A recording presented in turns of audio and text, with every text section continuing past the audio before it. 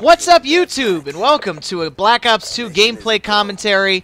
And before we get started, I just want to take a moment to apologize to Drifter for not accepting his Xbox One party invitation. And the reason is because I literally couldn't, man. And that kind of brings me into my topic here for today. Drifter was having he was on Twitter, and he was having an open session to have a couple of test dummies for his new video on IEDs, and I immediately saw that and said, oh crap, he's probably going to do it on Xbox One. Why don't I go ahead and join? So I was really excited, and I said, man, this is going to be great. Can't wait to help him out. I've always, liked watching his videos. This should be real fun.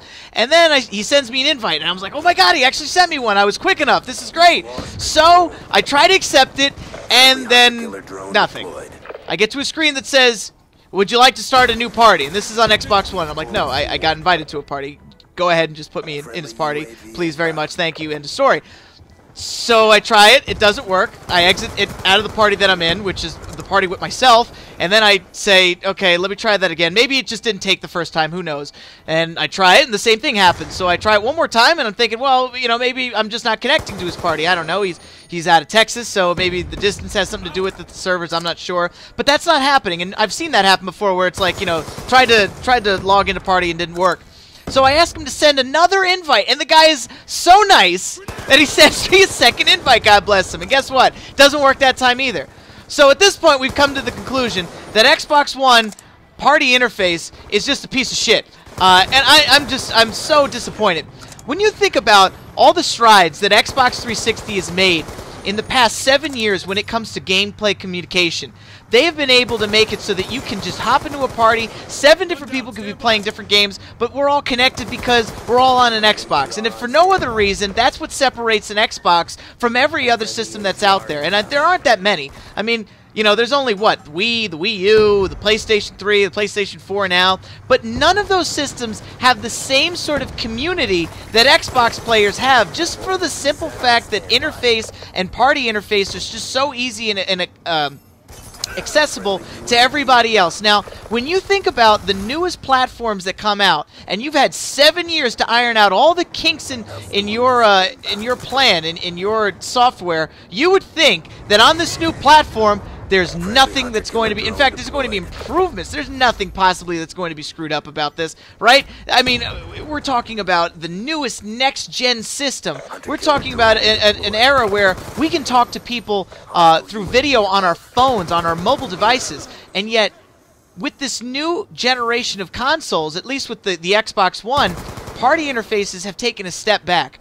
And I find that inexcusable. Like, it's unfathomable to me that somebody can pay $500 on an Xbox One and then another $50 on the games that they want to play, per game, and then also don't forget, or $60 rather, and then also don't forget that it's going to cost you $50 to $60 to get a year's worth of subscription to Xbox Live or Gold.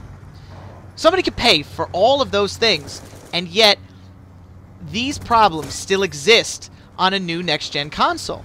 Now, I just had to update my console this morning, and I thought, or this afternoon, and I thought that maybe this update was something to address with the Xbox Live parties. Obviously, it didn't. If anything, it made it worse. And furthermore, we don't even have accessible cables to hook up our existing hardware to the controllers. We're forced to use these shitty, chintzy headsets. And I remember when people complained, like, Xbox wasn't originally going to give you a headset to hook up to your controller. They were just going to expect you to use the Kinect.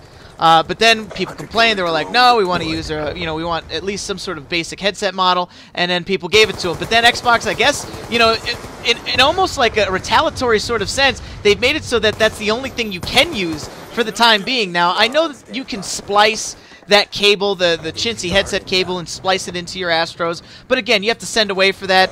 You're breaking warranty on your Astros or your Turtle Beaches or whatever, or your Tritons, whatever system or whatever hardware that you like to use. And basically, you're running the risk of possibly screwing up your headset, and that's like a $100, $200 investment right there going down the tube if you're not careful.